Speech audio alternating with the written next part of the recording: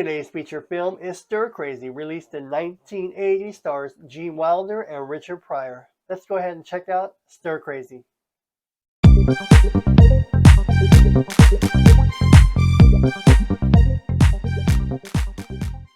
Stir Crazy was released in 1980, directed by Sidney Poitier. It stars Gene Wilder, Richard Pryor, George Stanford Brown, Craig T. Nelson, Lee Purcell, Barry Corbin, and Jo Beth Williams, an all-star cast. Harry is a waiter, played by Richard Pryor, and Skip is a part-time security agent at a shopping mall, who is also a part-time playwright. Both get fired on the same day. Skip wants to leave New York and convinces Harry that both of them should move to New York.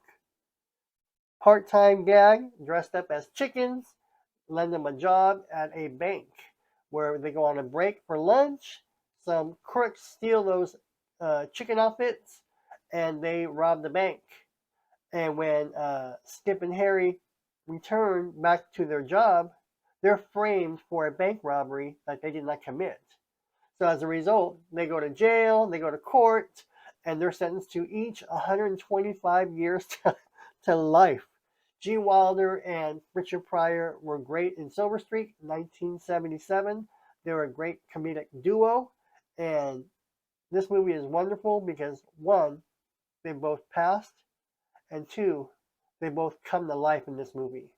The glowing eyes of Gene Wilder, the brilliant smile of Richard Pryor.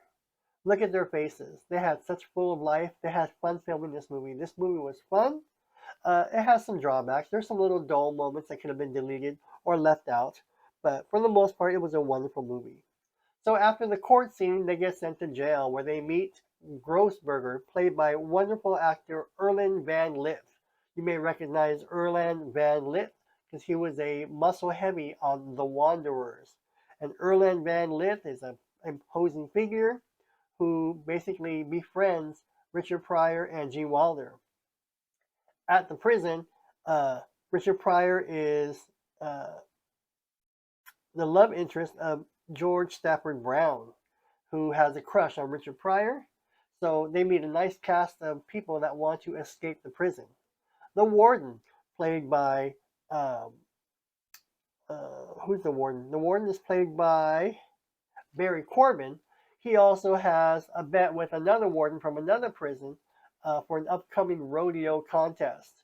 And during the rodeo contest, they want to see who's going to win. So what happens is next, Gene Wilder and Richard Pryor team up with other inmates to try to escape during the rodeo. All right? So the inmates plan to escape at the rodeo. The warden tries to break Skip through torture because Skip basically is playing hard to get. He wants something to be in the rodeo, but they're not going to let him do that.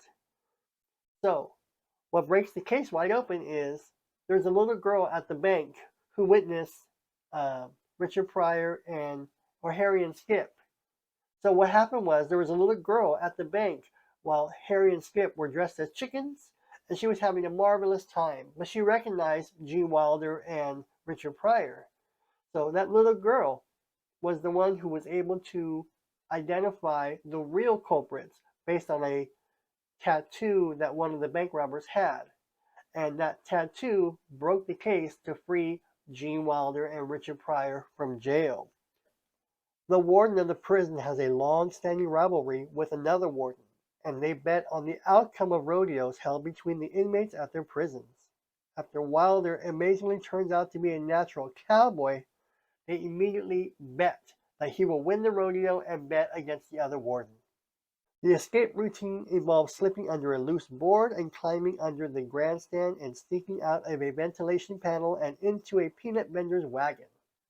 Wilder is brilliant at being meek and laid back, and Pryor is a genius when he's allowed to be hyper. But it just doesn't feel right when Wilder goes for the high notes and Pryor hangs back. And that's a shame, because good comedies are hard to make, and this one shows a lot of promise. It's not perfect, but it's not bad. This movie is good. It's a good comedy, but it's not great. But if you're a fan of Richard Pryor and a fan of Gene Wilder, it's great to see them together. So for that, the movie is good. The great thing about this movie is we start off laughing so much because we love Richard Pryor and we love Gene Wilder. It does have kind of its slow moments in there, but overall it's a good feel-good movie. They're wrongfully accused for a crime they didn't commit.